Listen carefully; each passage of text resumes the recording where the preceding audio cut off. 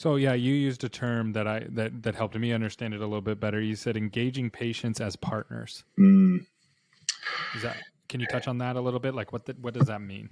Yeah, well, I mean, I joke with people that I've spent the last 5 years trying to forget that I'm a dentist so that I can better understand the patient perspective.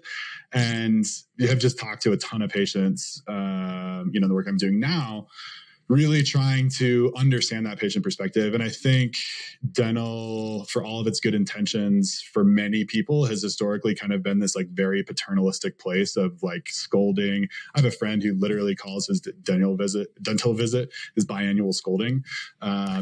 So, like that's not a good place to come from. I mean, he's fine. He doesn't have cavities. He's healthy, So I can only imagine what it would be, right? If you were going in all the time and having problems and whatever, like there's a certain sense of shame around that and frustration and whatever.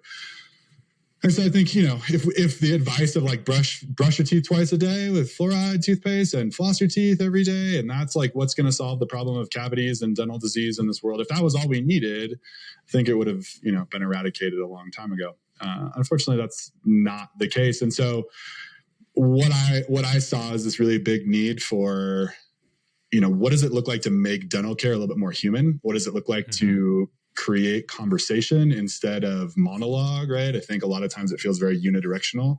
Like, here's the information I need from my mouth and where the destination is your ears, but that's it, right? And instead, like what I've been trying to facilitate and foster is this, hey, we want to hear from you because that's a really important part of the story as we seek oral health together. Yeah. 2 experts in the room, right? 2 experts in the room. I love it. Yeah, no, you're good at remembering all this stuff. Yeah, I mean, I wrote an article a couple years ago, and we changed the title, but I feel like in some ways we're living this like post-expertise world where it's like, hey, everyone's an expert, so it doesn't really matter anymore. And so the original, it was like a very philosophical title. It was like the expert is dead, something. And the people who I was, I have a group of writing buddies, whatever, that I share stuff with, and they're like, yeah, like I get what you're trying to say, but like there's definitely 2 experts in the room, and you need to remember that. And I was like, oh yeah, that's true.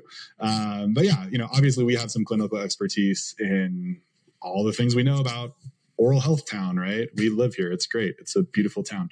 But the patient has a lot of expertise in themselves.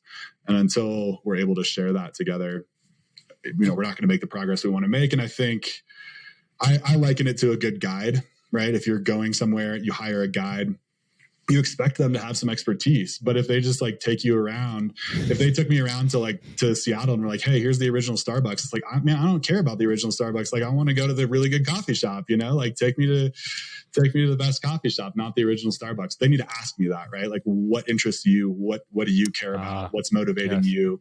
Right. Because you're the expert in what you want to see, right?